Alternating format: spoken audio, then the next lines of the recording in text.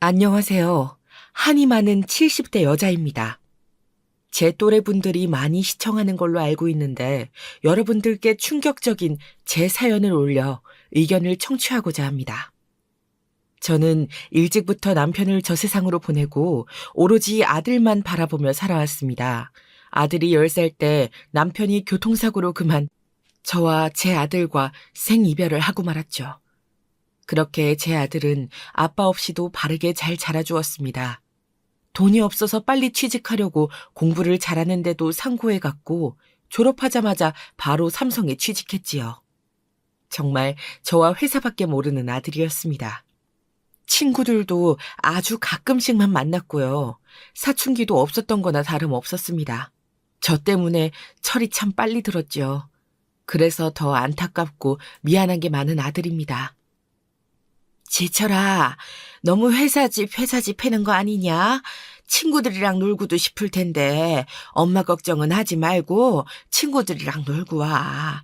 여자친구들 사귀고.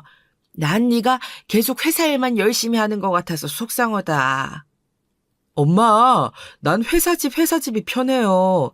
집에 오면 사랑하는 우리 엄마 있죠? 맛있는 밥도 해주시고 천국이 따로 없어요. 집 나가면 다 돈인데요, 뭘. 여자친구는, 글쎄요. 아직 잘 모르겠어요. 네 친구들은 여자친구 잘만 사귀고 다니던데 이참에 소개라도 받아봐라. 어떠냐? 이 엄마는 우리 지철이가 여자친구 사귀는 게 소원이야. 벌써 29살이잖니. 나 때는 그 나이에 진즉 결혼하고 애도 한창 커 있었어. 으이구, 여자친구도 사귀어봐야 알지. 쑥맥이라 나중에 장가 나갈 수 있을지 모르겠다. 안 가고 엄마랑 계속 살면 되죠, 뭐. 세상에서 우리 엄마가 해주는 집밥이 제일 맛있는데 제가 굳이 결혼을 왜 해요? 하여간 속 없는 녀석. 여자친구 생기거든 절대 그런 이야기 하면 안 된다. 알겠지? 여자친구가 그런 얘기 들으면 도망간다, 도망가. 친구들한테도 그런 얘기 하지 말고. 그러면 여자 소개도 안 해준다. 알겠어요. 여자친구 생기면 엄마랑 산다는 얘기 안 할게요. 그래도 엄마한테도 잘하는 착한 사람이 아니면 만나기 싫어요. 착한 사람이 있음 한번 만나볼게요. 안 그래도 형석이가 자기 직장 동료 소개해준다고 했었는데 하도 엄마가 이렇게 만나보라고 하니까 이번엔 한번 만나보고 올게요. 그게 정말이냐? 그럼 당장 만나봐야지. 많이 만나봐야 하는 거야. 그래야 여자 보는 눈도 생기고 그러지. 이 엄마는 지철이 네 연애하는 거 아주 적극 찬성이다. 그러니까 많이 만나봐. 자, 밥 다 되었다. 먹자. 이렇게 순수하고 착한 제 아들은 처음 만난 여자친구와 결혼을 하게 되었고 그게 바로 제 며느리였습니다. 쑥맥인 제 아들을 좋게 보았는지 먼저 우리 집에 인사로 오고 싶다고 했다고 하더라고요. 적극적인 면이 제 아들과는 대비돼서 오히려 좋아 보였습니다. 인사성도 바르고 예의도 바르고 무엇보다 우리 아들 지철이가 좋다고 하니까요. 큰 반대를 하고 싶지 않았던 것이 컸습니다. 집안도 우리 집보다 엄청 못 사는 것도 아니고 딱 적당하게 잘 맞는 정도였달까요. 또 우리 아들 지철이가 삼성이라는 대기업에 계속 쭉 다니고 있어서 모아놓은 돈도 어느 정도 있었고 앞으로 미래도 창창하니까요. 그렇게 한 8개월을 사귀고는 결혼을 해버렸죠. 며느리는 저한테도 굉장히 싹싹한 편이었습니다. 저 외로울까봐 일부러 근처에 신혼집을 얻기까지 했죠. 그게 고맙고 또 한편으론 미안해서 자주 찾아가진 않았습니다. 아들이 저 때문에 곤란하지 않기를 바라는 마음에서였죠. 그래도 한 동네이다 보니 소문도 다 들을 수 있고 같이 쇼핑하다가 마주치기도 하고요. 먼저 아들네 신혼집에 놀러 가진 않았지만 가끔씩 반찬도 해다 주고 그런 좋은 관계로 공존하는 것이 좋았습니다. 그렇게 한 동네에서 산지 벌써 20년 정도가 되었네요. 한 자리에서 쭉 산 건 아니고 그냥 그 동네를 유지하면서 더 시설이 좋은 집으로 아들네는 이사를 갔지만 늘 제가 사는 집과 멀지 않은 거리를 유지했습니다. 그게 참 별거 아닌 것 같아도 고맙더라고요. 그래서 늘 거리를 지키려고 저도 노력했습니다. 그 마음을 알았는지 며느리는 고맙게도 먼저 찾아와 주더라고요. 어머님, 지난번에 해주신 반찬 너무 잘 먹었어요. 역시 어머님표 반찬이 최고라니까요. 제가 음식해서 채워가지고 돌려드려야 하는데 빈 반찬통만 들여서 번번이 죄송하네요. 우리 아들 민혁이도 어머님 반찬이 없으면 밥에 손도 안 댄다니까요. 아시다시피 제가 워낙 음식은 어머님에 비해 너무 못해서 괜히 음식 들였다가 입맛만 버리실까 봐서요. 그 대신 오늘 제가 맛있는 저녁 대접할게요. 여기 소고기집에서 저녁 때 뵙는 거 어떠세요? 오늘 지철 씨도 일찍 끝난다고 하거든요. 6시 반에 소고기집에서 봬요. 제가 민혁이 데리고 갈게요. 아이고, 반찬은 내가 하면 되니까 신경 쓰지 말아라. 오히려 한 동네에 계속 살면서 이렇게 반찬 해다 줄 수 있어서 내가 다 좋지. 혼자 먹을 거 하면 자꾸 부실하게 하게 되거든. 같이 먹을 걸 생각하니까 나도 계속 반찬을 하고 좋지 않니? 그냥 빈 반찬통만 줘도 되는데. 에휴, 그래, 소고기 한번 얻어먹지 뭐. 6시 반에 그 소고기집으로 가마. 이따 보자. 역시 어머님, 너무 감사해서 그러죠. 음식 못하는 저는 정말 어머님 근처에 사는 게 축복이라니까요. 네, 그러면 이따 6시 반에 봬요. 어머님께서 좋아하시는 소고기집으로 일부러 골랐어요. 저 잘했죠? 이렇게 먼저 다가와서 웃는 얼굴로 농담도 하고 염치도 챙기는 며느리가 마냥 예뻐 보였습니다. 또 지철이한테도 분명 잘할 거라고 생각했죠. 또 둘 사이에 민혁이라는 눈에 넣어도 안 아픈 손주가 태어나 정말 지철이를 키울 때처럼 행복했었거든요. 결혼 후 한 2년 정도 지나고 아이가 생겼고 벌써 고등학교 1학년이랍니다. 훌쩍 커버린 민혁이를 보면 자꾸만 옛날 어린 시절의 지철이가 생각나더라고요. 둘째는 혹시 생각이 없는지 외아들로 혼자 크던 지철이가 늘 외로워 보여서 둘째가 가능하면 둘째도 낳았으면 했습니다. 둘째가 없이 민혁이도 외아들로 혼자 커가는 것, 그게 안타까웠지만 괜히 계속 물어보면 우리 지철이도 그렇고 며느리도 부담이 될까봐 이야기조차 꺼내지 않고 살았습니다. 나중에 지철이한테만 따로 물어봤었지요. 예, 지철아. 반찬 여기 싸놨으니까 가져가면 된다. 그런데 너희는 혹시 둘째 가질 생각 아예 없니? 노력을 안 하는 거야? 아니면 아예 안 가지려고 피하는 거야? 아니면 이게 하늘의 뜻이니? 부담될까봐 새아가한테 말은 못하고 너한테라도 물어봐야겠어서 물어본 거다. 죄송해요. 저도 모르게 한숨을. 그러게요. 저도 기다리고 있는데 소식이 없네요. 민혁이 혼자 크면 외로울 것 같아서 둘째를 가지고 싶은데 모르겠어요. 저나 아내한테 불임의 원인이 있을 수도 있고 잘은 모르겠네요. 일부러 안 가지려고 하는 건 아니거든요.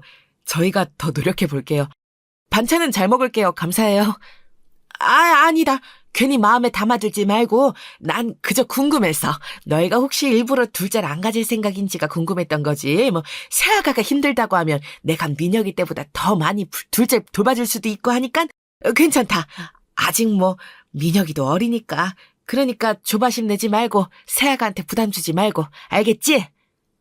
그럼요. 당연하죠. 엄마도 참. 저 가요. 반찬 잘 먹을게요. 엄마표 반찬이 있어서 살았어요. 아내가 워낙 요리를 못해서. 하지만 요리 빼고 다 잘해요. 저한테도 잘해주고요. 그래, 그거면 됐다. 그게 제일 중요하지 뭐. 음식이 중요하니. 내가 반찬은 어차피 계속 해줄 텐데 나 먹는 거 조금 더 양 늘리면 되는 거라 난 힘들지도 않아. 지금까지 쭉 해온 건데 뭐 힘들지도 않다 반찬. 조심히 들고 가. 그렇게 물어봤던 게 벌써 20년 전이니까 그 뒤로 안 생긴 건 아무래도 아들 지철이나 며느리에게 불임의 원인이 있는 거라고 그렇게 어림짐작만 하고 있었습니다. 손주 민혁이가 외아들로 크는 게 외롭긴 하겠지만 둘째가 생기는 것도 하늘이 도와줘야 하는 것 아니겠어요. 그렇다고 입양이라도 하라고 제가 먼저 강요하는 건 아닌 것 같더라고요. 둘째가 없는 게 민혁이나 지철이한테 안타까운 일이었지만요.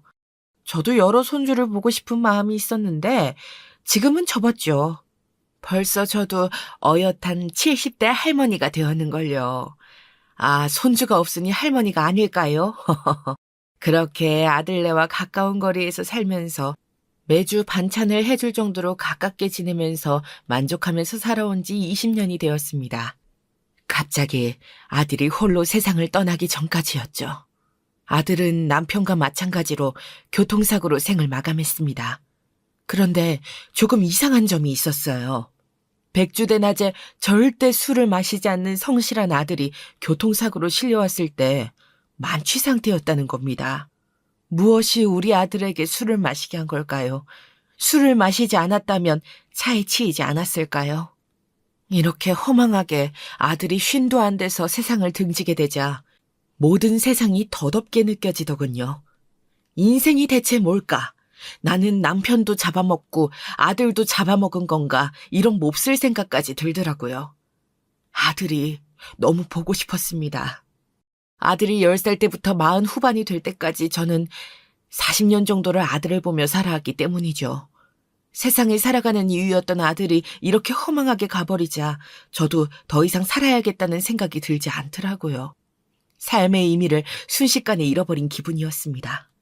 그래서 남편이 죽고 남긴 유산을 원래는 아들이 쉰이 되는 해에 모두 줄 생각이었는데 아들이 그 전에 죽어버렸으니 남은 건 옆에서 아들을 외롭지 않게 한평생 같이 살아온 며느리와 아직 어린 손주밖에 없더라고요.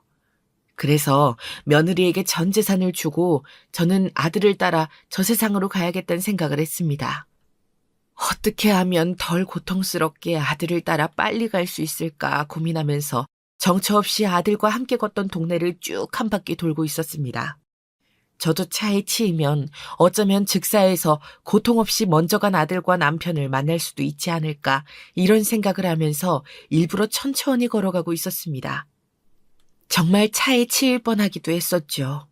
그런데 그 순간 눈이 뒤집어지고 하늘이 노랗게 되는 이야기를 듣고야 말았습니다.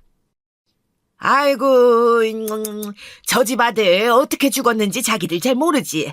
너무 짠하다 짠해. 내가 웬만하면 가정사 잘 얘기 안 하려고 그랬는데 그게 글쎄 그 집 아들이 정말 성실하잖아. 대기업 삼성 근속 연수가 30년이 다 되어간다지. 그런데 와이프를 잘못 만나서 아이고. 아, 그 집 아들 지철이 알지 알아. 인사성도 바르고 자기 엄마도 잘 챙기고 정말 보기 드문 효자였잖아. 그 아마 교통사고로 죽었다고 들었는데 자기 아빠랑 똑같이 교통사고로 즉사했다고. 참 안타깝잖아. 그런데 왜? 단순히 교통사고가 아니었던 거야? 이거 봐 이거 봐. 자기는 이사 온 지 얼마 안 돼서 정말 아무것도 모르는구나. 그 집 며느리가 시상에 남편 몰래 이놈 저놈 다 만나고 다니고 그랬다잖아. 그걸 저 집 시어머니랑 아들만 몰랐었던 거지. 자기도 몰랐어? 꽤 오래된 소문인데. 그냥 소문이 아니라 직접 봤다는 사람도 꽤 있지 아마? 뭐? 아이고 저 집 시어머니 불쌍해서 어쩐대. 참 아들이 교통사고로 간 게 안타깝네. 이놈 저놈 만나고 다니는 거 알았으면 이혼하고 진작 내쫓아야 되는 건데 아 어쩌면 좋아. 그게 정말입니까? 저 방금 죽으려다가 이야기 듣고 겨우 발걸음을 멈춰서 차에 다행히 안 치였어요. 그러면 우리 지철이가 바람핀 며느리 때문에 힘들어하다가 갔다는 거죠? 아이고 우리 지철이 불쌍해서 어떡해. 아이고 지철아. 그래서 대낮에 일하느라 절대로 술에 입도 대지도 않는 놈이 그렇게 만취 상태였던 거였어. 아이고 차 사고랑 간거로 별개로 며느리가 우리 지철을 죽인 거나 다름없다니. 아유 놀래라. 들었어요? 그게 꽤 오래되었나 보더라고요. 아마 15년도 더 되었다지요. 사실 지철 엄마만 몰랐지 우리 다 알고 있었어요. 당사자니까 부담돼서 말 못했던 거지. 그 집 손주 민혁이 있죠. 민혁이 밥도 제대로 안 먹이고 그랬어요. 어릴 땐 특히 심했던 것 같은데 하루 종일 밥도 안 주고 굶겨서 계속 민혁이가 울어 째켰거든요. 그랬는데도 정신 못 차리고 다른 놈들 만나러 다니기 바빴다고. 세상에. 지철 엄마, 이거 절대 가만두지 마요. 15년도 넘게 이놈 저놈 만나면서 바람 피운 데다가 하나밖에 없는 손주 밥도 제대로 안 챙겨준 며느리 내쫓아야죠. 아들도 죽은 마당에 누구 좋은 일 할 일이 있어요? 우리 지철이 불쌍해서 어떻게 하냐고요. 정말 가만두지 않아야겠어요. 내 나이 70 걸고 반드시 며느리를 파멸시키고야 말 거라고요. 그래요, 지철 엄마. 잘 생각했어요. 아들 유품 정리도 다 했어요? 난 뭔가 그 지철이처럼 성실한 애가 갑자기 대낮에 술을 먹고 돌아다녔다는 게 엄청나게 큰 충격을 받지 않고서야 그럴 리 없는 것 같거든요. 뭔가 나올 수도 있으니까 한번 꼼꼼하게 봐봐요. 그러게. 맞네, 맞아. 지철 엄마. 뭔가 더 있을 수도 있어. 애들 밥도 안 주고 여러 놈들이랑 바람 피운 걸 15년도 더 된 지금에서야 알아차린 것도 아닐 거고 뭔가 더 충격적인 사실을 알게 된 거 아닐까요? 이런 상상하기는 싫지만 혹시 두 분 저 좀 도와주실 수 있으실까요? 너무 다리가 후들거리고 심장이 벌렁거려서 아이고 우리 아들 유품 정리하는 것 좀 도와주세요. 뭐라도 단서가 될 만한 걸 찾아야 되는데 저 혼자서 찾다가 괜히 놓칠까 봐. 그러면 우리 아들 억울해서 안 되잖아요. 아유, 그럼요. 도와야죠. 며느리 없는 시간 맞죠? 지금 빨리 가서 한번 살펴보자고요. 자기도 뭐해? 어디 가야 되는 거 아니면 가서 같이 돕자고. 죽은 사람 소원도 들어준다는 게 이 산 사람 소원은 당연히 들어줘야지. 안 그래도 도와드리려고 했어. 같이 가자. 뭔가 더 나올 것 같아서 따라가 봐야겠어. 가서 지철 엄마가 알아야 될 건 전부 알 수 있도록 샅샅이 한번 찾아보자고. 에? 내 생각에는 아무래도 뭔가 더 있는 것 같아. 그렇게 동네 슈퍼 아줌마 두 분과 함께 아들 유품을 정리하러 아들네 집에 왔습니다. 손주 민혁이도 학교에 가 있을 시간이고 며느리도 자리를 비운 시간이라 딱 좋은 타이밍이었죠. 셋이서 정리한다고 생각하니 든든하더라고요. 그래서 셋이 열심히 뭐라도 건지자는 마음으로 이것저것 정리하다가 정말 발견하지 말아야 할 것을 발견하고 말았습니다. 이건 내가 지금 잘못 본 거지? 그런 거죠. 친자 확인서 불일치? 우리 지철이랑 손주 민혁이랑 불일치한다고? 그럼 대체 누구의 인 거야? 안 돼. 이것 때문이었어. 이것 때문이었다니. 내가 당장 민혁의 밀들에다가 찢어 죽여야. 말도 안 돼. 우리 지철이 불쌍해서 어떡해. 지철 엄마. 아이고, 정말 지철이 불쌍해서 어떡해 해요. 사람 일이 정말 한치 앱도 모르는 거구만. 그럼 손주가 친손주가 아닌 거네. 이제 어떻게 할 거예요? 그 며느리 내쫓고 손주도 보지 말고 살아야지. 세상에. 지철이 참 안 됐어. 이것도 있는데? 이리 와서 좀 봐봐요들. 재산 포기서? 이 캐피탈 업체 도박이랑 연결된 곳인데? 나 이사 오기 전에 동네 아줌마 남편이 도박에 빠져서 이 캐피탈에서 돈 빌린 서류랑 보면서 완전 울고불고 해서 기억나요.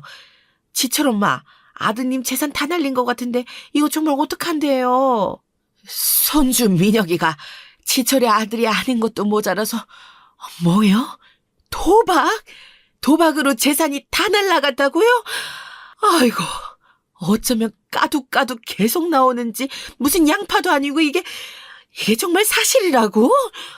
지철이가 이걸 알고 그렇게 술을 퍼마실 수밖에 없었겠네. 어떻게 맨정신으로 버티겠어. 안 그래요? 지철아. 아이고, 우리 지철이 불쌍해서 어떡해. 지철 엄마, 생각보다 너무 심각한데? 이럴 때일수록 정신 똑띠 차려야 되는 거 잘 알죠? 아까 그랬잖아요. 내 나이 70인생 걸고 며느리한테 피해 복수를 하신다면서요. 파멸시켜야죠. 부셔버리고 조져야죠. 아들 눈에서 피눈물 나게 만들었는데 그래서 죽게 만든 거잖아요. 가만히 놔둘 거야? 복수! 그거 하자고요. 그래요. 이건 절대 그냥 넘어갈 수 없는 일이잖아요. 지금 아드님 재산 도박으로 다 까먹은 게 며느리가 맞다면 데려다가 아주 그냥 고문을 해도 모자라죠. 게다가 손주분이 친손주가 아니라니 제가 지철 엄마 복수에 도움이 필요하시면 무엇이든 도울게요. 알면 알수록 정말 도저히 안 되겠네요. 고마워요, 두 분 다. 내 인생을 걸고 내 나이 70을 걸고 며느리를 개박살 내야겠어요.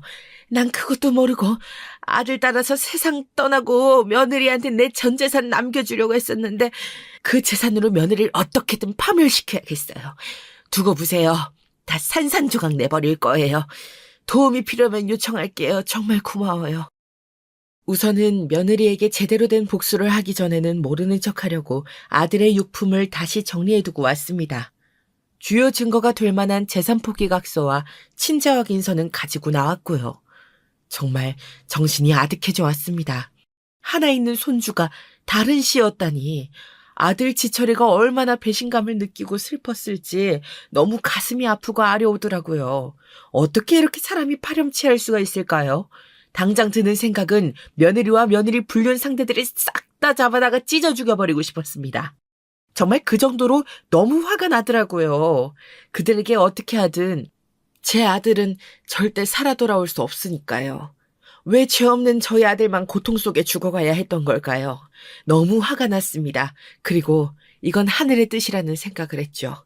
아무것도 모른 제 아들을 따라 삶을 포기하고 죽으려고 했던 저에게 슈퍼 아줌마들의 이야기가 귀에 들어온 건 이대로 죽지 말고 며느리를 벌하라는 운명일 테니까요. 이럴 때일수록 정말 정신을 똑바로 차려야 하더라고요. 어떻게 며느리를 고통 속에 파멸시킬지 고민을 하다가 우선 며느리가 우리 지철이와 결혼을 누리고 있었던 것들을 생각해 보았습니다. 지금 살고 있는 집과 누구의 자식인지도 모르는 손주 민혁이의 양육비, 수년간 탈취해온 지철이의 월급 전부가 우선 떠오르더군요. 심지어 그마저도 도박빚에 집도 이미 넘어간 상태였고요.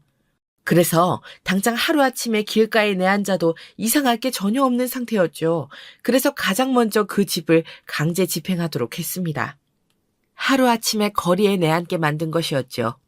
저희 집 비밀번호는 바꿔놓았습니다. 함부로 들어와 있게 놔둘 수는 없으니까요. 인터넷에 찾아본 복수하는 법, 결정적인 증거 남기는 법을 열심히 본 덕을 조금 보았습니다. 그러고 조금 기다리자 며느리에게 바로 연락이 오더라고요. 어머님, 저희가 사실 지금 많이 어려운 상태예요. 지철 씨가 죽고 나서 당장 저랑 민혁이가 갈 데가 없는 상태인데 혹시 어머님 집에 가도 될까요? 아까 가봤는데 비밀번호가 바뀌어 있더라고요.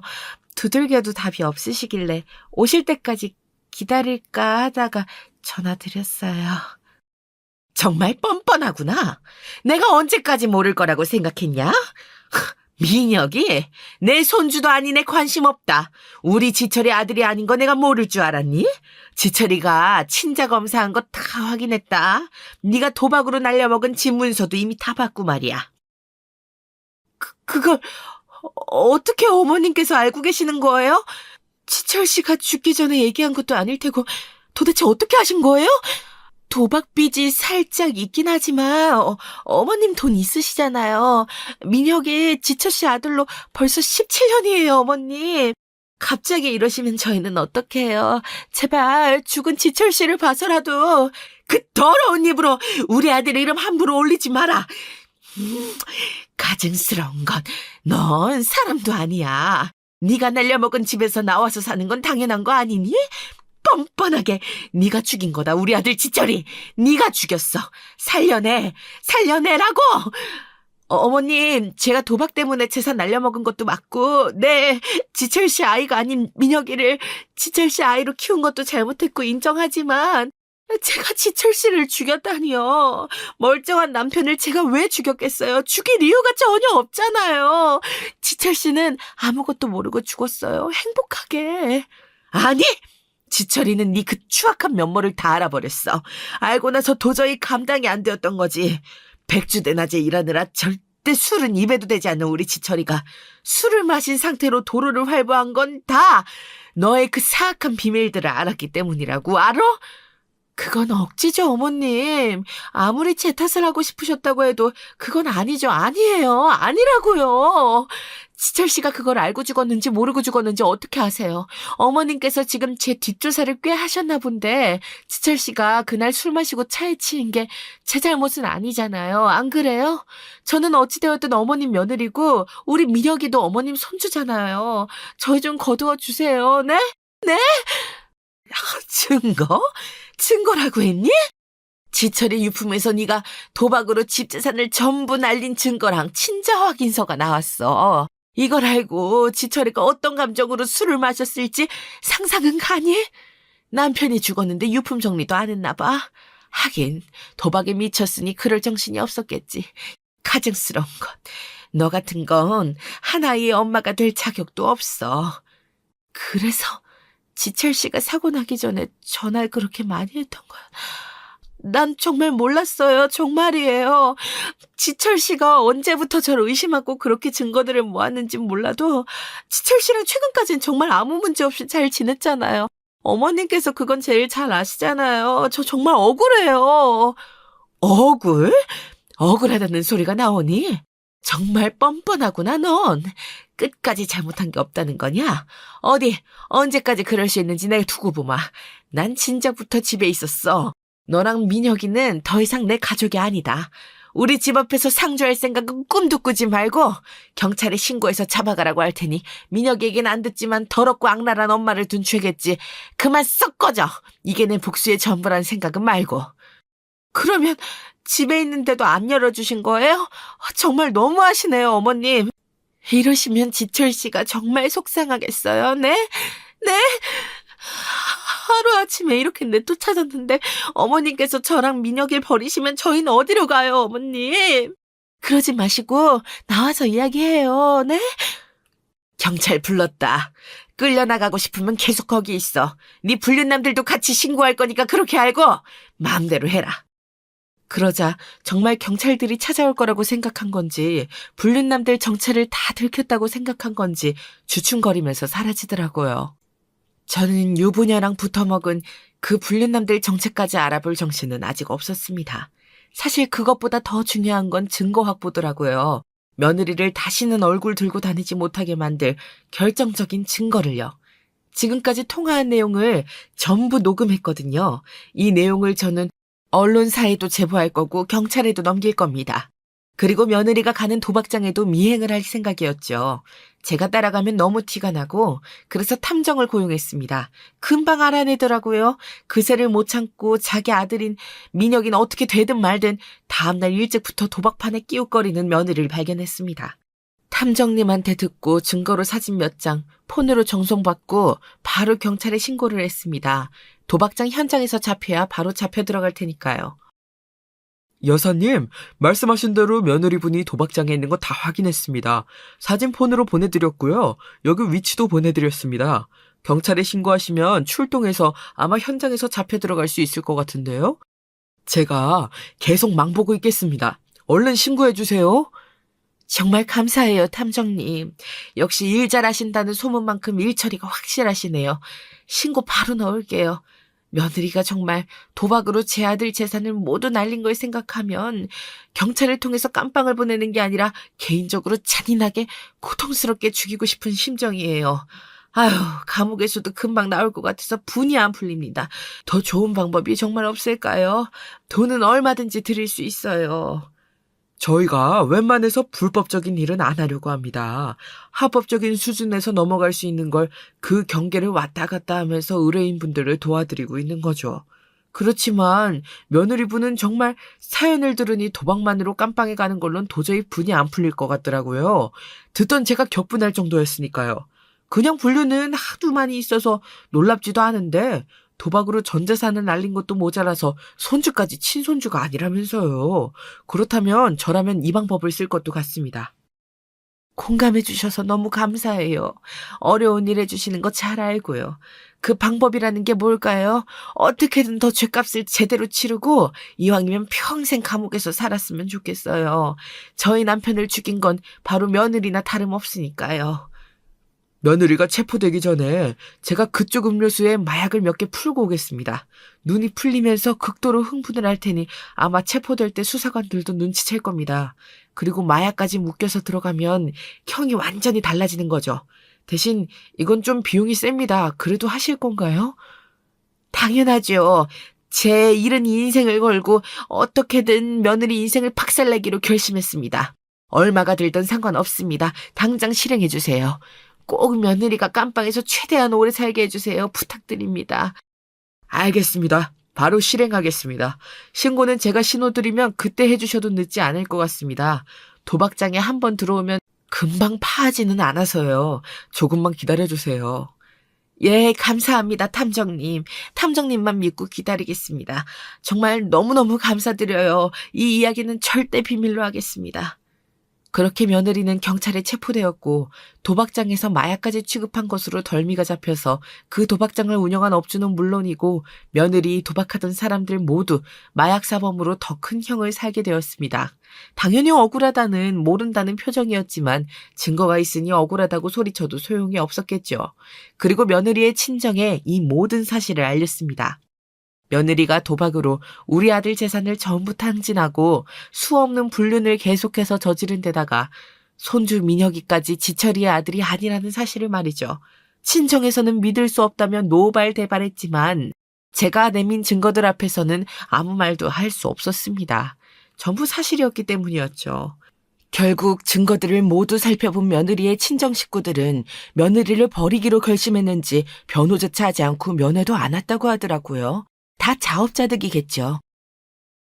우리 수정이가 도박에 손을 댔다고요? 그래서 최서방이 번 돈이랑 집, 재산 다 탕진했단 겁니까? 아니, 말이 안 되잖아요. 게다가 민혁이가 친손주가 아니라니요. 민혁이 아빠 아들이지 그럼 누구 아들이란 겁니까? 사부인 갑자기 이러시면 저희 너무 당황스럽습니다. 정말 아무것도 모르셨나 봅니다. 딸 잘못 키우신 잘못이 있으니 긴 말 안 하겠습니다. 지금 제가 증거 복사본 가지고 왔습니다. 천천히 살펴보세요. 따님과 통화한 녹음 파일도 있습니다. 직접 실토하거든요. 들어보세요. 뻔뻔하게 내 아들을 죽게 만들고 끝까지 자기는 잘못한 게 없다고 하는 이런 인간 같지도 않은 걸 딸이라고 저희 집에 시집 보내셨습니다. 제 말이 사실인지 아닌지는 직접 보고 판단하시라고요. 지금 따님은 경찰서에서 조사받고 있을 겁니다. 사부인, 대체 왜 이러십니까? 저희 딸은 그런 애가 아닙니다. 뭔가 사부인께서 크게 오해를 하고 오신 것 같은데 그만 고정하시고 잠시 저희 집에 들어와서 이야기 나누시죠. 아니요. 바깥사돈. 죄송하지만 한시도 며느리와 며느리 집안과 엮이고 싶지 않습니다. 정말 아직도 치가 떨리니까요. 따님은 도박판 현장에서 붙잡혀서 경찰 조사를 받고 있습니다. 마약에까지 손을 댄 모양이더군요.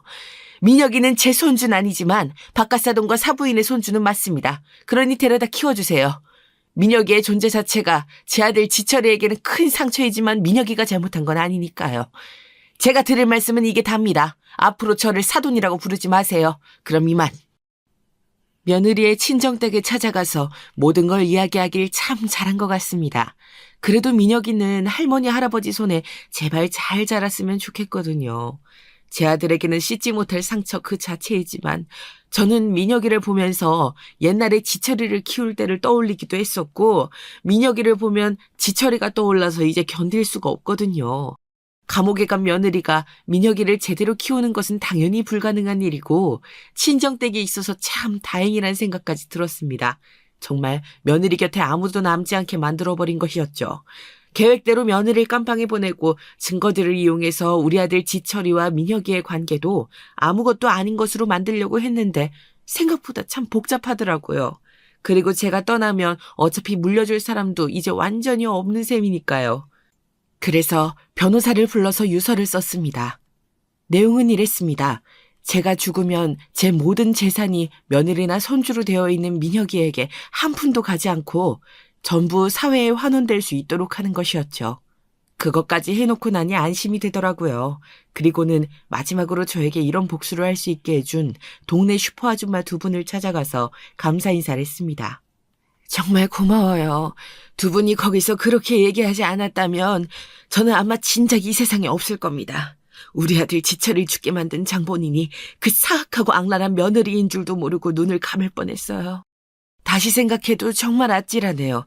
같이 아들 유품 정리도 도와주고 정말 많은 도움을 받았네요. 아이고, 우린 할 일을 했을 뿐인걸요.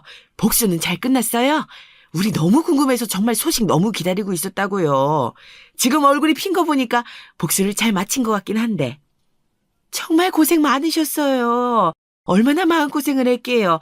이제 진짜 행복해야 돼요. 그거면 돼요. 또 먼저 간 아들이랑 남편 따라간다고 죽을 생각은 하지 말고요.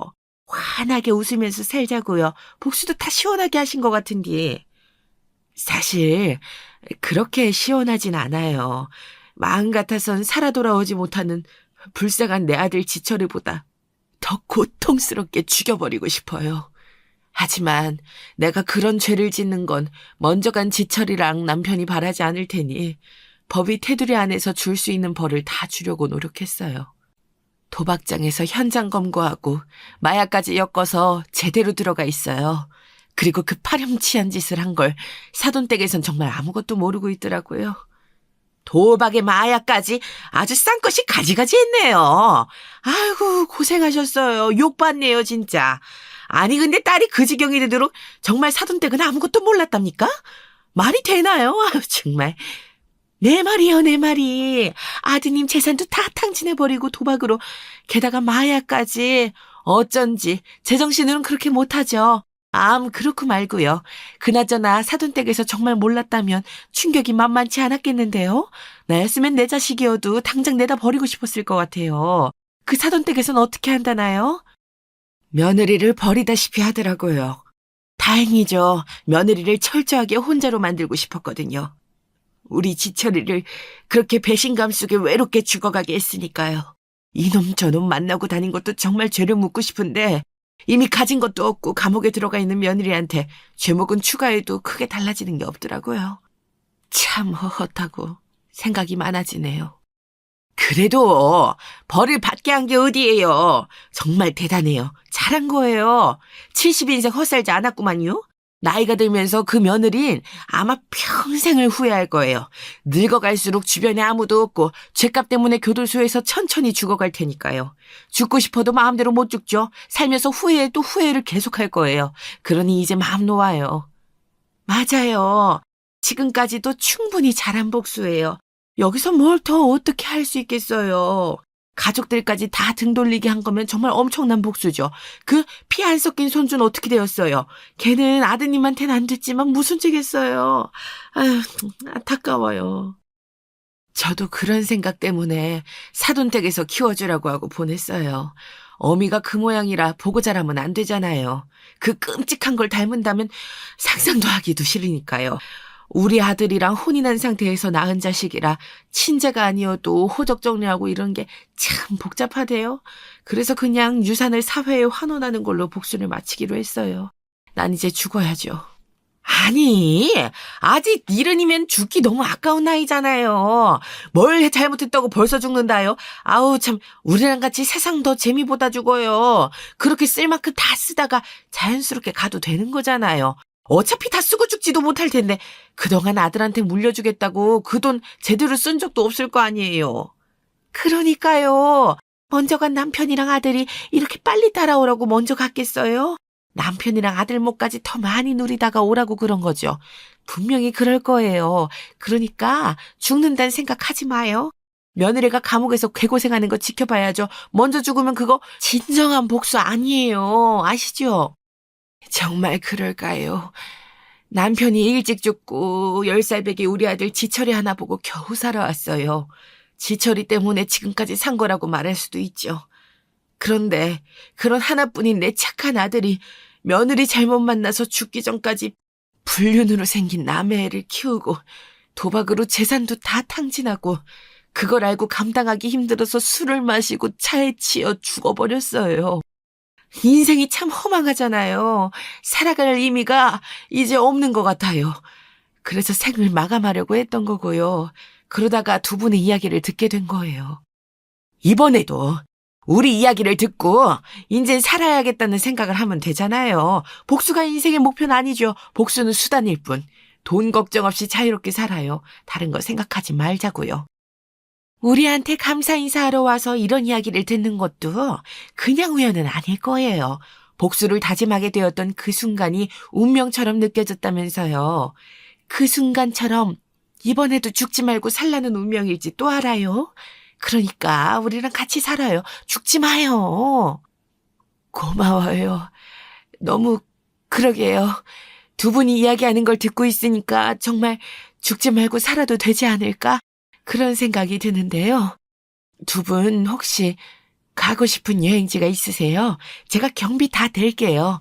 제가 이런 복수를 할 수 있게 도와준 보답으로, 그리고 제 인생의 이 막을 다시 살게 해준 보답으로요. 두 분이랑 같이 간다면 정말 즐거울 것 같아요. 그동안 아까웠던 재산 원 없이 써보고 싶네요. 정말요? 너무 무리하시는 거 아니에요? 아우, 저야 좋지만 너무 큰 선물이라. 저는 유럽을 그렇게 가보고 싶기는 했는데 정말 멀어서 가기가 쉽지 않다고 하더라고요. 우리가 아니었으면 이 양반 죽었을 텐데. 난 찬성이요.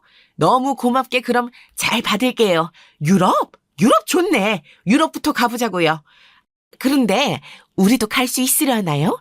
영어도 못하는디.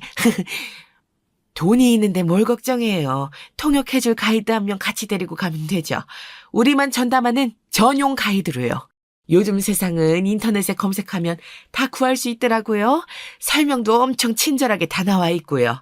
이번 복수 준비하면서 정말 많이 깨달았어요. 아직 늦은 건 아무것도 없구나 하고 말이에요. 어찌 60대인 우리보다 더 젊은 것 같아요. 저희도 검색 좀 해볼게요. 그나저나 정말 가는 거예요? 아우, 너무 생각만 해도 설레는데요.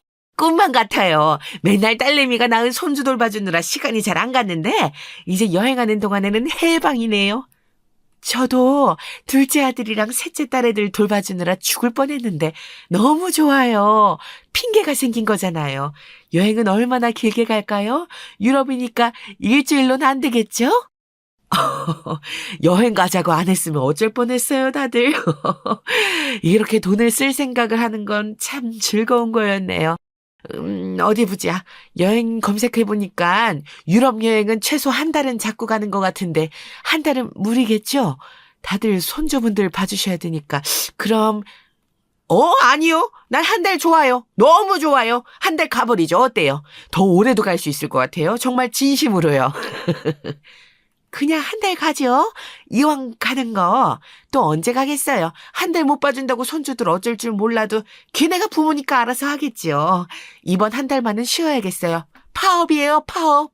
이렇게 신나는 파업은 처음이에요. 여러분들이 저를 웃게 만드네요. 여행 갈 준비하려면 우리 자주 만나야겠어요.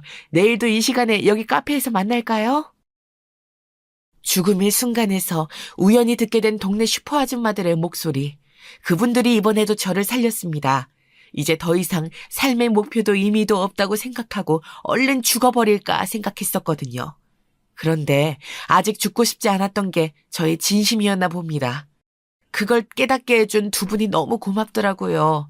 70평생을 바쳐서 한 복수도 성공했으니 이제 제 이막의 인생은 여행하면서 또 쉬면서 조금 더 제 인생에 보답을 해주고 가려고 합니다. 저의 사연이 여러분들에게 공감과 위로가 되었다면 좋겠습니다. 사연 들어주셔서 감사합니다. 여러분 안녕하세요. 저는 2명의 딸과 남편과 행복하게 사는 40대 여자입니다. 그러다 우리 부부에게도 제보하고 싶은 사연이 얼마 전에 생겨서 용기 내어 제보하게 되었어요. 사실 마냥 좋은 일은 아니라 제보할까 말까 고민했는데 남편이 우리가 죄를 지은 것도 아니니까 당당하게 제보하자고 하더라고요. 오늘 제 사연은 우리 친정에 관한 내용이랍니다. 저한테 친정은 애증이라는 단어로 설명할 수 있어요. 아마 제 또래인 여성분들은 제 얘기에 공감하실 텐데요. 남아선호 사상과 연관이 있습니다. 저는 위로 2살 차이인 오빠가 있어요. 우리 집은 친할머니를 모시고 살았는데 친할머니부터 부모님까지 모두 저보다 오빠를 훨씬 더 편애하셨습니다. 그나마 아빠는 저를 챙기셨는데 특히 친할머니가 오빠를 많이 좋아하셨어요. 옛날 분이라 그냥 저는 없는 취급하기도 하셨습니다. 예, 진영아. 할머니가 우리 손자 주려고 시장 가서 도넛 사왔다. 이리 와서 먹어. 아유, 우리 소중한 손자. 날이 갈수록 잘생겼어.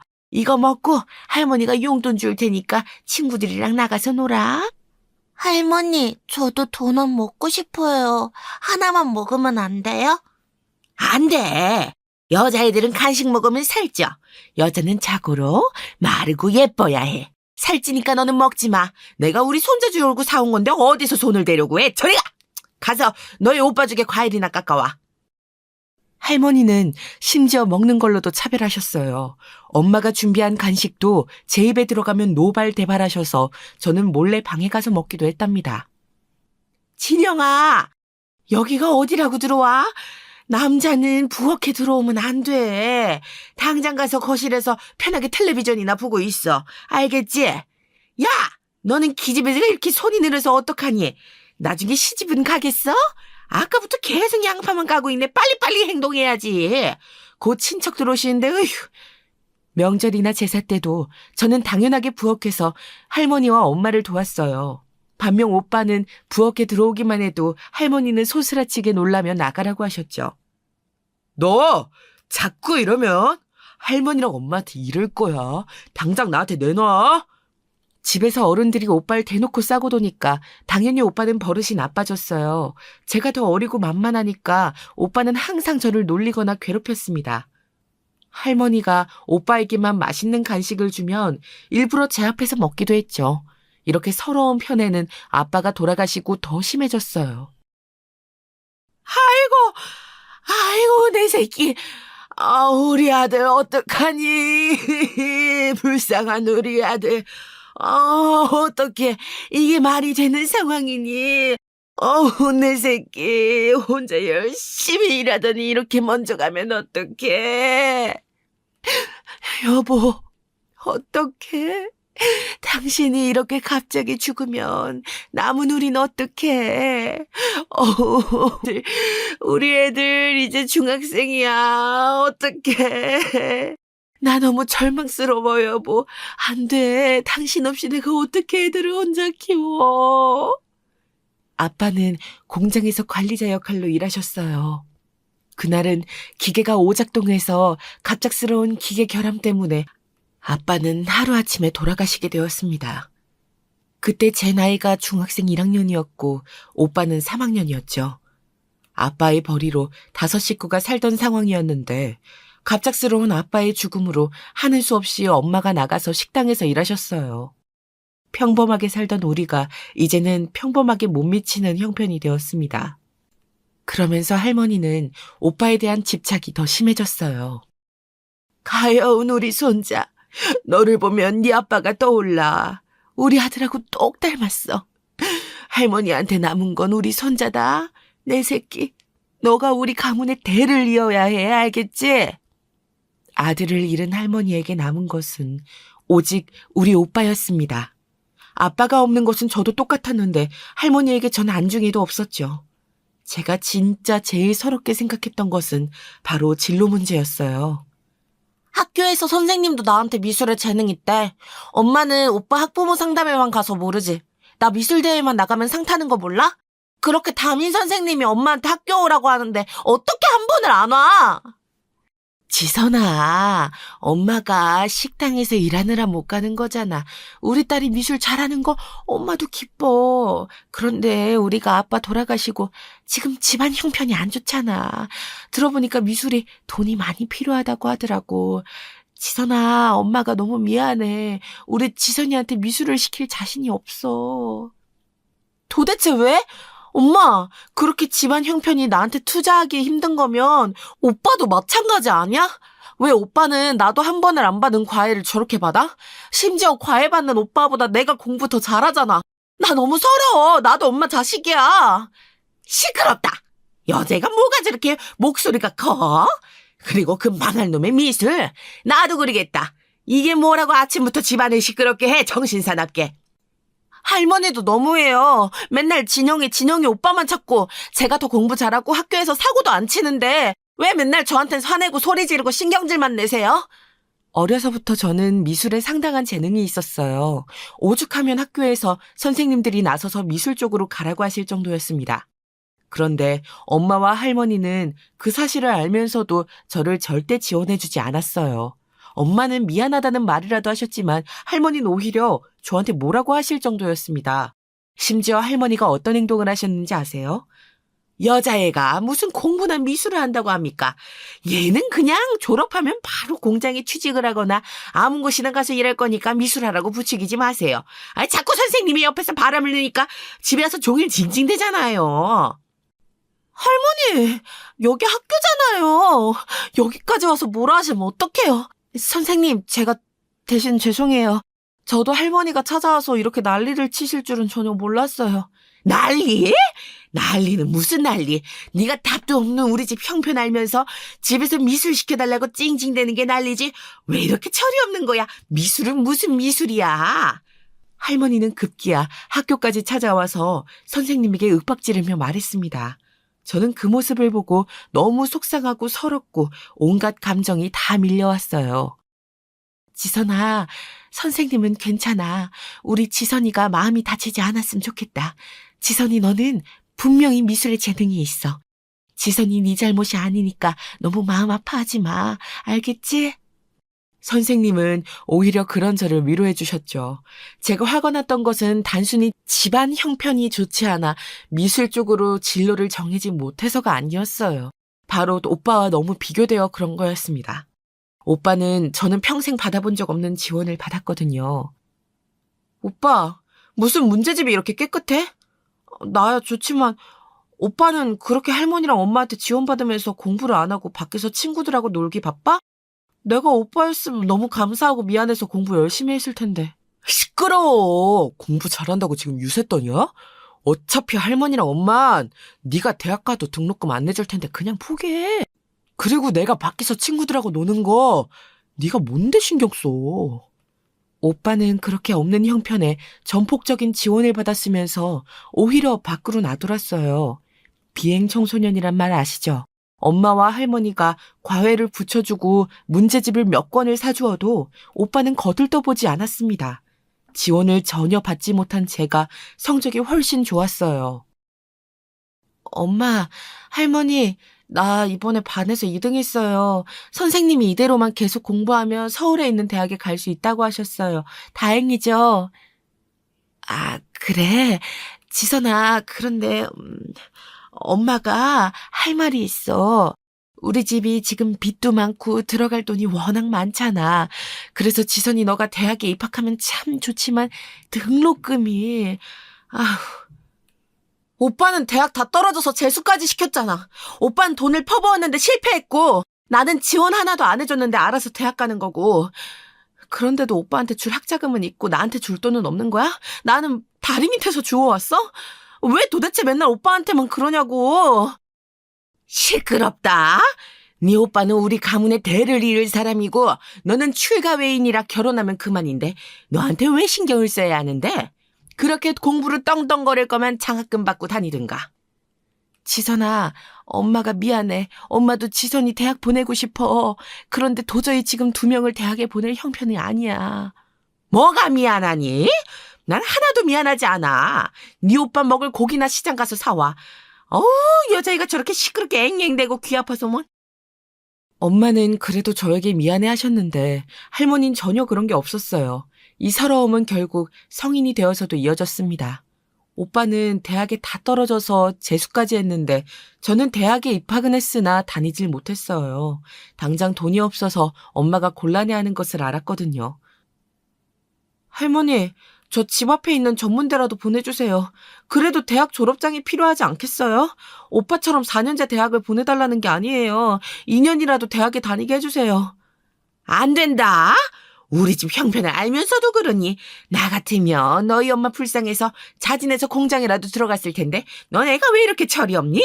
가서 돈을 벌 생각을 해야지. 전문대라도 들어가고 싶었던 저는 할머니에게 빌고 빌었지만 전혀 먹히지 않았어요.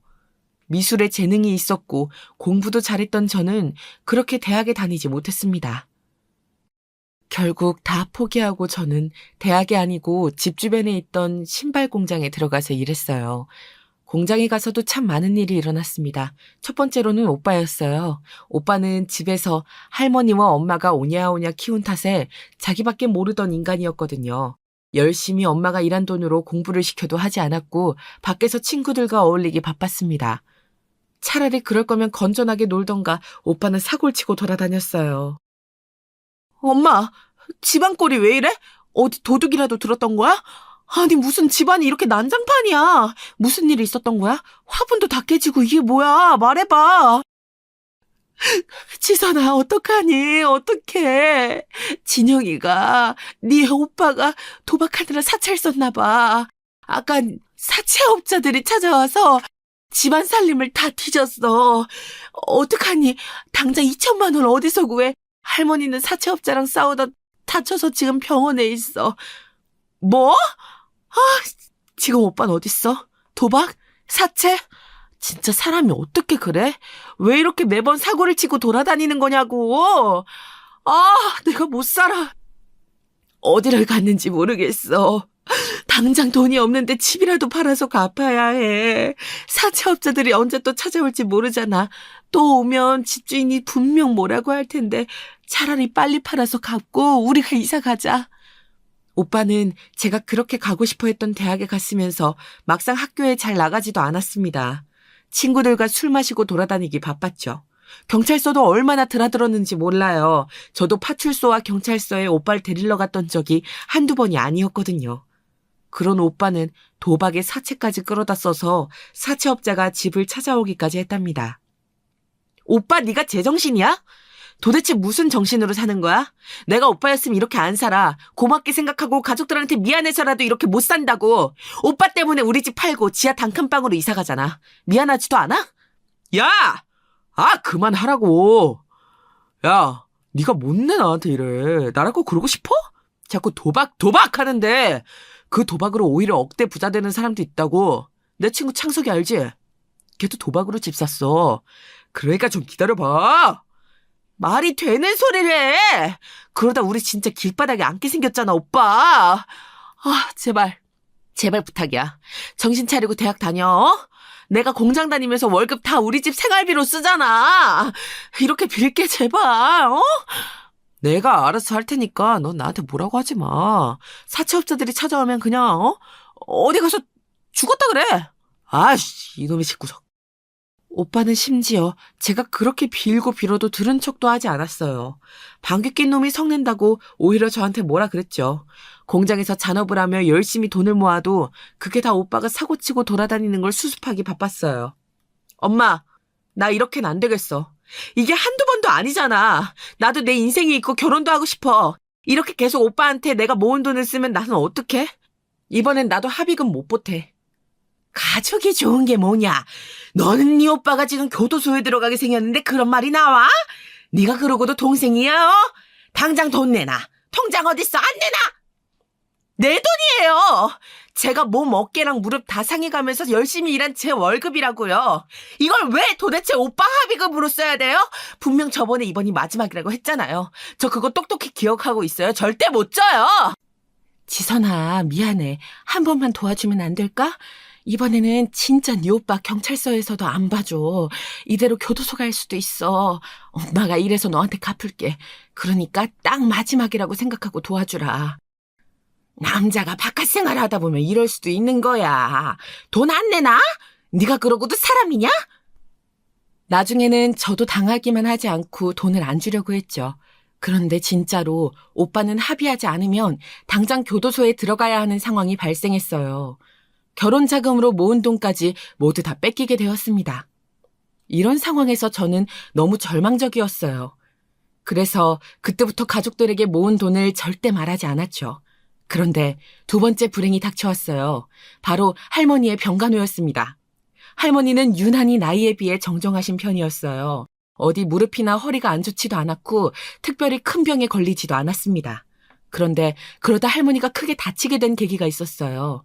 지선아, 할머니가 지금 쓰러지셔서 병원에 입원하셨어. 빙판길에 넘어지셨는데 관절을 크게 다치셨어. 어떡하니? 지금 병원으로 올 수 있어? 엄마도 가고 있어. 엄마의 전화를 받고 급하게 병원에 갔더니 할머니는 온몸에 붕대를 감고 누워 계셨어요. 눈이 유난히 많이 온 다음 날이라 길바닥이 꽁꽁 얼어있는 상태였다고 하더라고요. 할머니는 오빠를 위해 고기를 사러 나갔다가 그만 발을 헛디뎌서 쓰러지셨습니다. 아이고, 내 허리야. 무릎하고 발목하고 너무 아파서 정신을 차릴 수가 없네. 아이고, 죽은 내 아들이 꿈에 나왔어. 진영아, 우리 손자, 진영이 어딨니? 할머니는 쓰러진 와중에도 오빠를 애타게 찾았어요. 하지만 오빠는 연락두절 상태로 집을 나간 상태라 할머니가 쓰러진 것도 모르고 있었죠. 생각보다 많이 다친 할머니를 가족 중에 누군가가 간호해야 하는 상황이었습니다. 엄마가 할머니 간호를 하려고 했는데 지금 내가 손목이 안 좋아서 잘할 수 있는지 모르겠어. 지선이 네가 어리니까 할머니 옆에서 좀 수발 들어줘. 엄마도 자주 와서 얼굴 볼게. 알겠어. 일단 사람이 우선이니까 그렇게 할게. 그럼 나 공장에 말해야 하니까 엄마가 오늘만 봐줘. 할머니 간호하는 거 힘들어 보이는데 어쩔 수 없지. 오빠 집에 오면 당장 말해. 가족 중 누군가는 반드시 할머니를 간호해야 했고 가장 젊은 제가 당첨되었어요. 오빠는 집에 들어오지도 않았고 엄마도 몸이 좋은 상태는 아니었거든요. 우리 진영이는 어디 가고 네가 있냐? 네 오빠 소식은 아직 없는 거냐? 너무 보고 싶어서 눈물이 나올 것 같아. 우리 진영이 어디 가서 뭐하고 있대냐? 몰라요. 오빠가 연락도 안 되는 상태로 집 밖에서 돌아다니는 게 한두 번인가요? 할머니는 옆에서 이렇게 간호하는 것도 손녀딸인데 계속 오빠만 찾고 싶으세요? 뭐?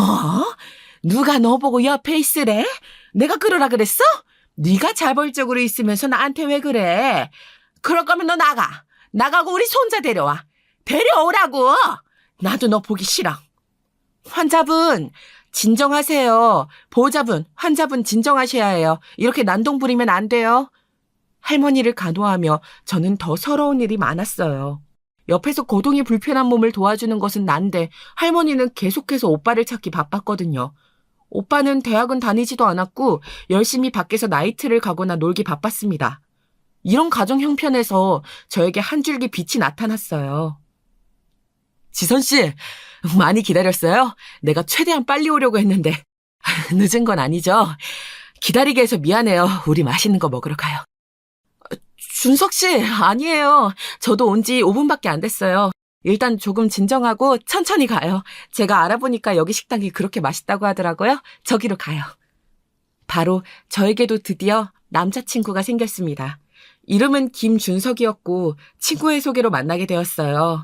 준석 씨도 저도 서로 첫눈에 보자마자 이 사람이다 싶어서 만난 그날 사귀게 되었습니다. 남자친구는 이런 힘든 상황에서 오로지 저만 바라보며 다정하고 헌신적이었어요. 지선 씨에게 그런 사정이 있는 줄은 몰랐어요. 워낙 밝고 많이 웃어서 이런 속사정이 있을 줄은 상상도 못했거든요. 제가 지선 씨였으면 너무 힘들어서 다 때려치우고 도망갔을 거예요. 저도 마음 같아서는 이 지긋지긋한 집을 떠나서 새 출발을 하고 싶어요. 아무도 모르는 곳에서 새 인생을 시작하는 거죠. 상상만 해도 즐거운데요? 사실 엄마만 아니었으면 이미 이 집을 떠났을 거예요. 우리 엄마의 인생이 너무 불쌍해서 아직 제가 이렇게 붙어 있는 거죠. 지선 씨는 마음씨가 곱고 예뻐요. 저였으면 이미 성인이 되자마자 집을 나갔을 거예요. 오빠도 참 양심이 어디 간 건지. 그러면 안 되는 건데, 그렇죠? 그렇게 말해줘서 고마워요. 제가 살면서 누구한테도 의지하지 못했는데 처음으로 이렇게 타인에게 의지하게 되었어요.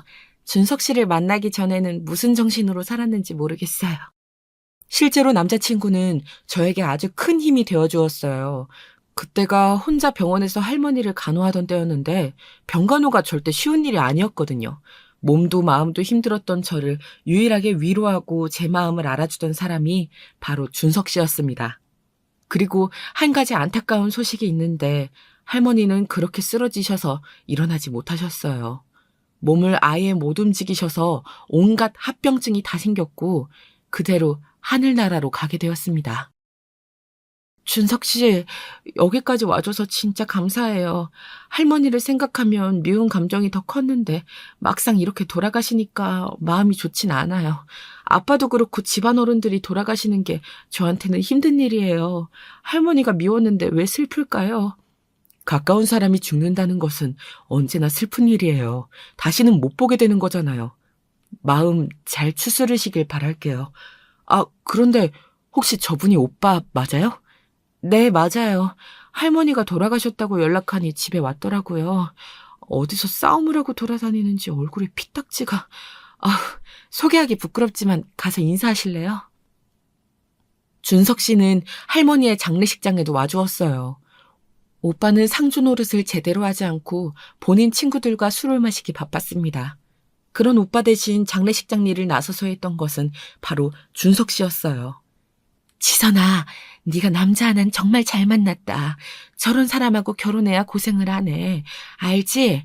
우리 딸 남편이 저 사람이라고 생각하니까 엄마는 마음이 놓여. 엄마는 그런 준석 씨를 보고 저에게 꼭 놓치지 말라고 하셨죠. 실제로 할머니 장례식이 끝나고 허무함에 힘들어하던 저를 준석 씨는 많이 위로했어요. 그러면서 진지하게 청혼했습니다. 나 준석 씨한테 청혼받았어. 시부모님들도 너무 좋은 분들이셔.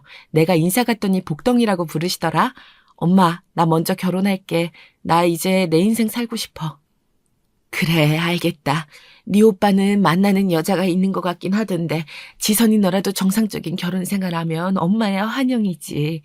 그동안 오빠 뒷바라지 하느라 수고 많았어. 엄마는 늘 너에게 미안해. 오빠보다 제가 먼저 결혼했는데 오빠도 이 점에 대해선 뭐라 하지 않더라고요. 결국 오빠는 다니던 대학을 자퇴했고 직장도 제대로 다니지 않았습니다. 오빠를 싸고 도는 할머니도 돌아가시고 저도 이제 오빠한테 손을 떼려고 했어요. 다행히 우리 시부모님은 저를 아주 예뻐하셨습니다. 제가 제대로 된 사랑을 받지 못했었는데 시부모님의 넘치는 사랑을 받으며 제 성격도 많이 바뀌었어요. 지선아, 저번에 보니까 지선이가 갈비찜을 잘 먹길래 내가 시장에 사서 좋은 고기를 사서 만들었어.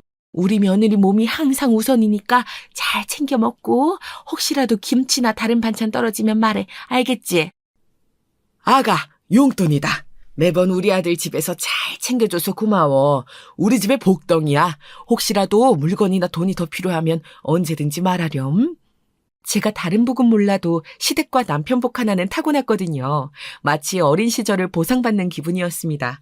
한동안 오빠도 사고를 치는 게 줄어들어서 신혼 때는 유일하게 제 인생에 평화가 찾아왔었어요. 어머, 그게 정말이야? 우리 딸이 드디어 임신하다니. 지선이 네가 엄마가 되는 거야? 내 딸이 엄마가 된다고. 엄마 믿기지가 않아. 세상에. 벌써 4개월이라고? 어머, 웬일이. 엄마는 이제 죽어도 여한이 없어. 엄마 죽긴 뭘 죽어. 엄마 손자랑 평생 행복하게 살 생각을 해야지. 임신했다고 시부모님도 너무 좋아하셔. 벌써 아기용품을 백화점에서 얼마나 사주셨는지 몰라. 그나저나 오빠는 조용해? 말도 마라. 안 그래도 내가 너 오면 얘기하려 했어. 네 오빠 또 사고 쳤어. 만나는 여자 있는 것 같다고 했잖아. 그 여자랑 결혼하겠대. 심지어 임신했더라. 너랑 비슷하게 아기 낳을 것 같아. 결혼한다고 돈 달라고 하던데 없다고 했어. 아마 지선이 너한테도 연락할 거야. 오빤 도대체 무슨 양심이 있어서 우리만 보면 돈을 그렇게 달라고 하는 거야? 진짜 사람이 어떻게 그래? 나는 미안해서 오히려 돈 벌어서 가져다 줄 것 같은데. 참나. 나 오빠 연락 안 받을 거니까 그렇게 알아. 평화롭던 신혼생활이 지나고 저는 임신하게 되었어요. 제 임신 소식에 시부모님과 친정엄마는 매우 기뻐하셨죠. 그런데 오빠는 그새를 못 참고 또 사고를 쳤더라고요. 엄마의 귀띔이 있어서 저는 오빠에게 연락이 와도 일부러 받지 않았습니다. 오빠가 저한테 연락하는 목적은 오로지 돈이었거든요. 그래서 오빠의 연락은 피한 채로 출산까지 하게 되었습니다. 아가, 지선아, 고생했어. 우리 지선이를 똑 닮은 예쁜 딸이네. 지선이같이 크면 얼마나 좋을까. 아이고, 웃는 것 봐. 아우, 너무 예쁘다. 어머님, 안아보세요. 이렇게 안으시면 돼요. 네, 예쁘죠? 제가 보니까 눈은 남편하고 똑같아요. 예쁜 건 다 우리 지선이 닮았지. 낚느라 고생했어. 안정을 취해야 하니까 어서 누워. 출산하고 역시 시부모님은 저를 잘 돌봐주었어요. 친정엄마가 힘들까봐 일부러 친정에서 조리하지 않고 집에서 했는데 시부모님이 많이 도와주어 다행이었습니다. 그러다 제가 아기를 데리고 친정에 갔는데 저는 너무 깜짝 놀랐어요. 제가 출산하고 조리하느라 정신이 없어서 엄마와 제대로 연락하지 못했는데 웬걸? 집에 갔더니 오빠네 부부가 우리 집에서 산후조리를 하고 있었습니다. 야! 너 애가 도대체 연락을 안 받아. 일부러 내 연락 피한 거야? 진짜 가족이라고는 우리밖에 없는데 이래도 되는 거야? 네 새언니야. 인사해. 결혼식은 나중에 올릴 거야. 같이 살기로 했으니까 이제 가족이야. 오빠, 이게 무슨 짓이야? 우리 엄마 손목하고 허리 안 좋은 거 몰라? 엄마한테 애를 저렇게 다 맡기고 싶어? 네가 그러고도 자식이니? 양심이 어딨어? 나 엄마 걱정해서 일부러 아기 안 맡겼는데 진짜 오빠 너무한다. 뭐? 너 장난해? 말 다 한 거야? 내가 뭘 너무해. 자식 낳아서 대를 잇는 위대한 일을 했는데. 너 그럼 하늘에서 할머니가 보고 욕한다. 제발 하늘에서 봤으면 좋겠어. 오빠는 어렸을 때부터 자기만 알잖아. 엄마 고생하는 거 뻔히 알면서 그러고 싶니? 세연이도 도대체 몇 살이야? 나보다 더 어려 보여. 저 23살이요. 그래도 제가 학년 언니 맞죠? 남편이 그러던데. 아무튼 반가워요.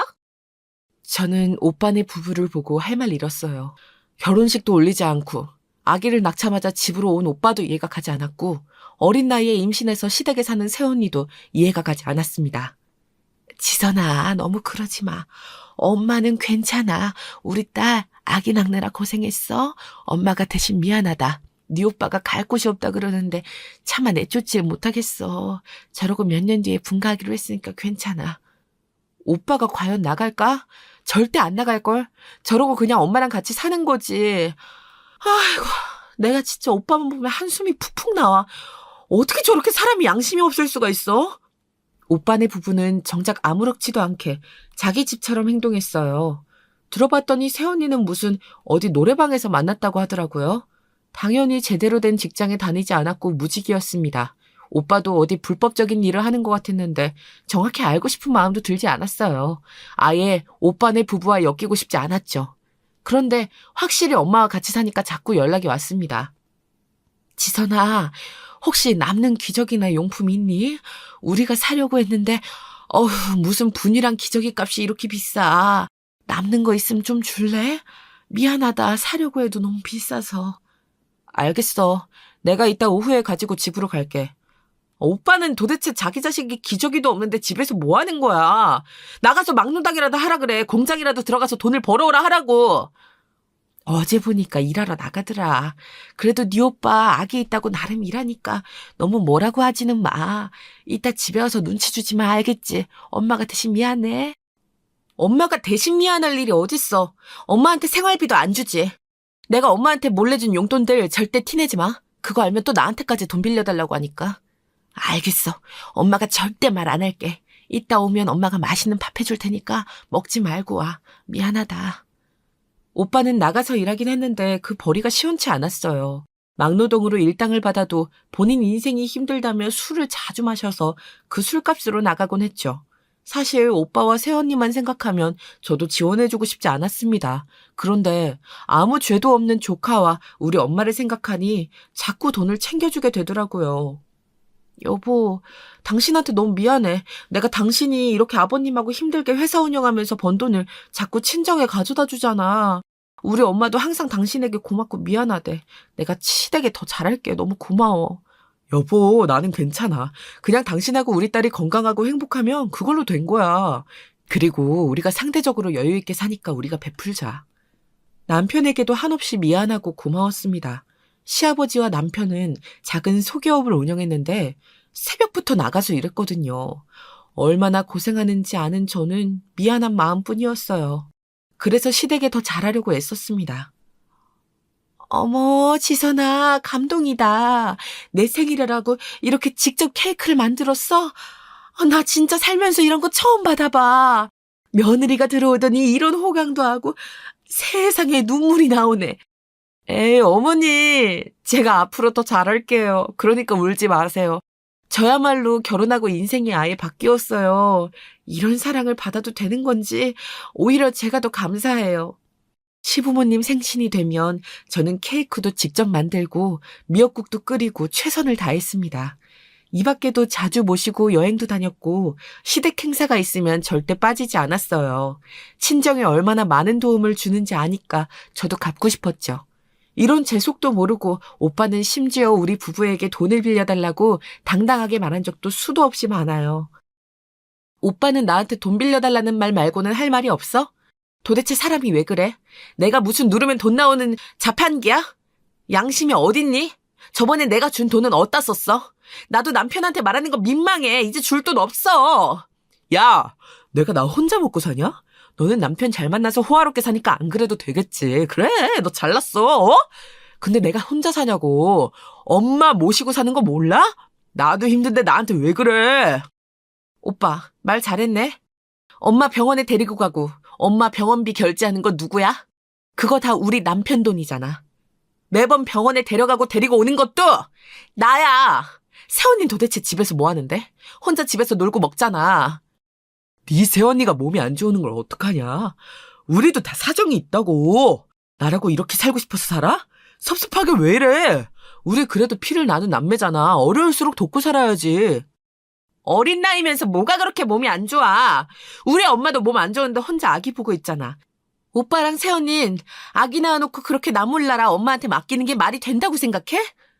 아, 몰라. 모른다고. 됐고, 오늘 안으로 나 400만 빌려줘. 아, 급한 거야. 이거 못 갚으면 또 사채업자들 몰라온다고. 이번이 진짜 마지막이니까 제발 한 번만 도와줘. 어? 네 오빠 사채업자한테 맞아 죽어. 제발. 오빠, 그냥 이제 사채업자한테 맞아 죽어라. 나도 더는 힘들어. 아, 왜 이렇게 나를 힘들게 해? 오빠의 돈 부탁은 지긋지긋했어요.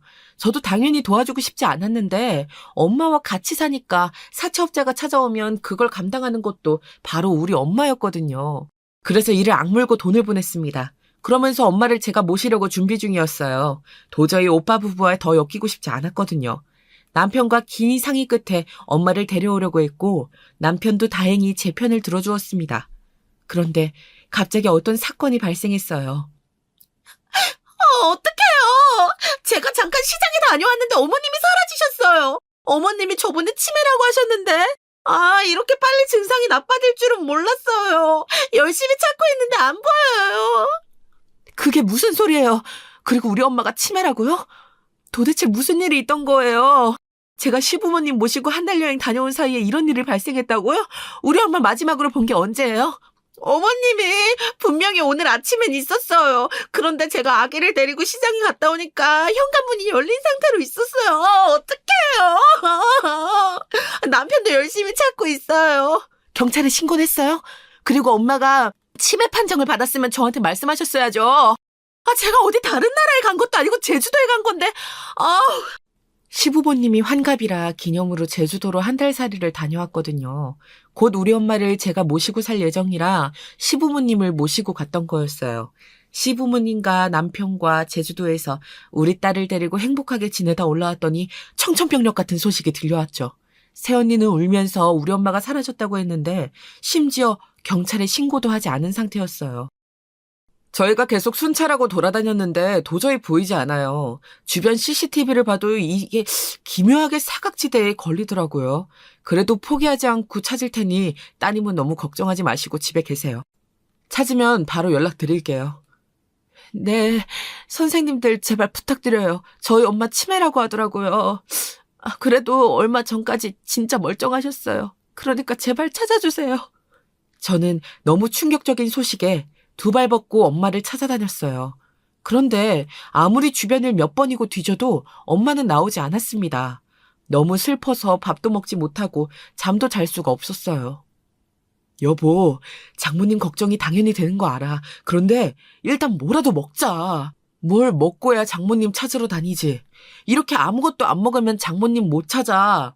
내가 사람을 사서 따로 찾고 있으니까 일단 먹자. 여보, 고마워. 우리 엄마 도대체 어디 있는 거야? 미치겠어. 평생 고생만 한 사람인데 이렇게 길을 잃어 행방불명이 된다고? 이제 내가 편하게 모시고 살려고 했는데. 엄마. 너무 슬퍼서 살도 급격하게 빠지기 시작했어요. 도저히 어디 갔는지 알 수가 없었죠. 급한 대로 사람도 구해서 같이 보고 전단지도 제작해서 나누어 주었습니다. 엄마가 자주 가던 미용실도 찾아가고 시장도 몇 번을 뒤졌는지 몰라요. 내가 다 안타깝네. 어떡해. 우리가 발견하면 바로 연락할게요. 얼마 전까지 그렇게 멀쩡하게 웃으면서 다니던 사람인데 어떡해. 엄마의 단골가게 사장님들도 같이 찾는 노력을 해주었어요. 그런데도 나타나지 않더라고요. 날이 갈수록 엄마에 대한 걱정은 늘어갔습니다. 우리 엄마 도대체 어디 가신 거야? 지선아, 어떡하지? 오빠, 진지하게 말해봐. 진짜야? 새언니를 의심하는 건 아닌데 진짜 오빠는 엄마 마지막으로 본 게 그 전날 밤이야? 그렇다니까. 난 새벽에 일하러 가서 전혀 몰라. 나도 이럴 줄 알았으면 우리 집 앞에 감시 카메라라도 달아놓을 걸 그랬어. 그리고 네 새언니 그렇게 나쁜 사람 아니야. 그러니까 그런 의심하지 마. 저는 지푸라기라도 잡는 심정으로 남편과 시간만 나면 밖을 돌아다녔어요. 남편도 회사 일을 뒤로하고 우리 엄마를 찾는 데 신경 썼죠. 이때 생각만 하면 남편에게 얼마나 고마운지 모릅니다. 제가 너무 엄마를 생각하니까 꿈에 아빠가 나올 정도였습니다. 딸, 지선아, 네 엄마 살아있어. 조금만 더 기다려. 네 엄마 죽지 않았어. 아빠는 꿈에서 저에게 엄마가 살아있다고 말해주었어요. 식은땀을 흘리며 일어나니 남편이 무슨 일이냐고 묻더라고요. 그날은 뭔가 이상한 기운이 계속 들었어요. 남편과 또 종일 주변을 돌아다니다 집에 왔는데 갑자기 그 순간이었습니다.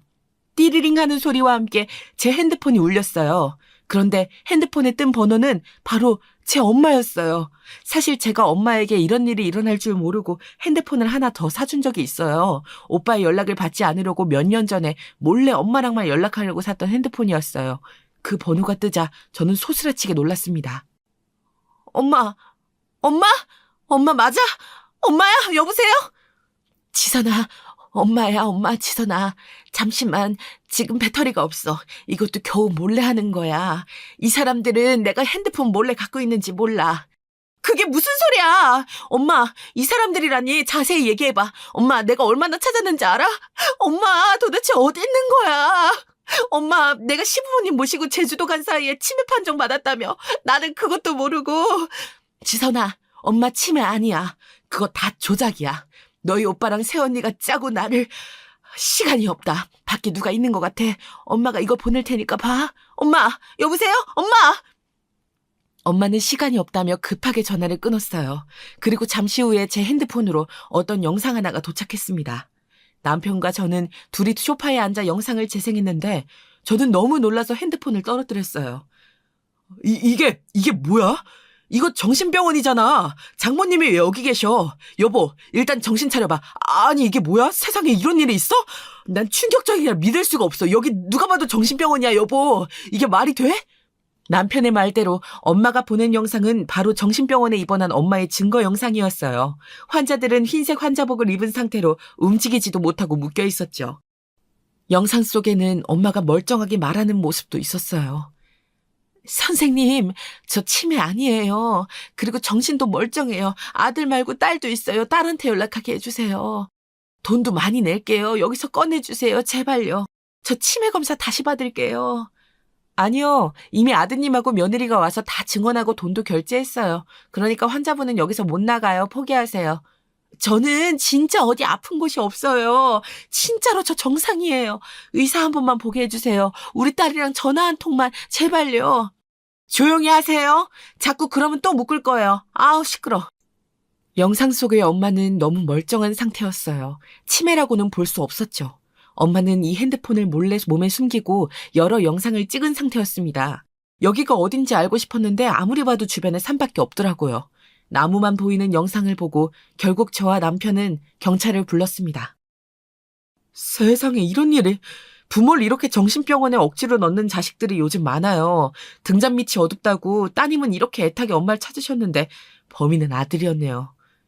경찰과 함께 정신병원으로 들어가니 엄마가 보였어요. 엄마는 저를 보자마자 오열하기 시작했습니다. 저도 당연히 그런 엄마를 붙잡고 한참을 울었어요. 치선아, 치선아, 아이고 내 새끼, 엄마 치매 아니야. 네 새언니랑 오빠가 다 조작한 거야. 내가 몰래 준 돈을 들켰거든.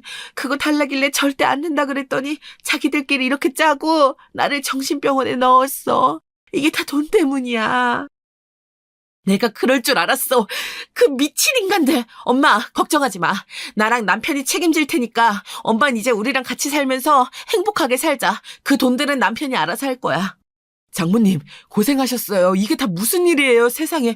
아무리 그래도 자기한테 헌신한 엄마를 이렇게 정신병원에 가둘 수가 있나요? 알고 봤더니 엄마는 제가 몰래 준 돈을 옷장에 넣어놨었대요. 그걸 새언니가 돈이 없어서 집안을 뒤지다 발견했고 오빠와 함께 돈을 달라고 했었나 봐요. 엄마는 당연히 거절했는데 거절하니까 둘이 돌변해서 짜고 엄마를 몰래 차에 태워 감금했다고 했습니다. 야, 이 망할 놈아. 네가 그러고도 인간이냐? 어릴 때부터 너밖에 몰랐던 엄마를 이런 식으로 대? 사람이면 이러면 안 되는 거지. 도대체 사고를 얼마나 치고 다니길래 이래? 아니야, 오해야. 엄마, 지선아, 우리가 진짜 일부러 그런 게 아니야. 아내랑 난 그냥 사채업자가 또 집에 오면 엄마가 위험하니까 보호하려고 일부러 그런 거야. 정신병원이 오히려 안전하니까 진짜야. 말 같지도 않은 소리 하지 마세요. 이제껏 가져갔던 모든 것들 돌려받을 거니까 각오하세요. 아내 몰래 제 회사 와서 빌려간 돈들, 그거 다 이자까지 합쳐서 받을 테니 그렇게 하세요. 이제 아내도 인연 끊겠다고 하니까 저도 사정 안 봐줍니다. 뭐? 이건 또 무슨 소리야? 오빠, 우리 남편 회사까지 찾아갔어? 진짜 가지가지한다.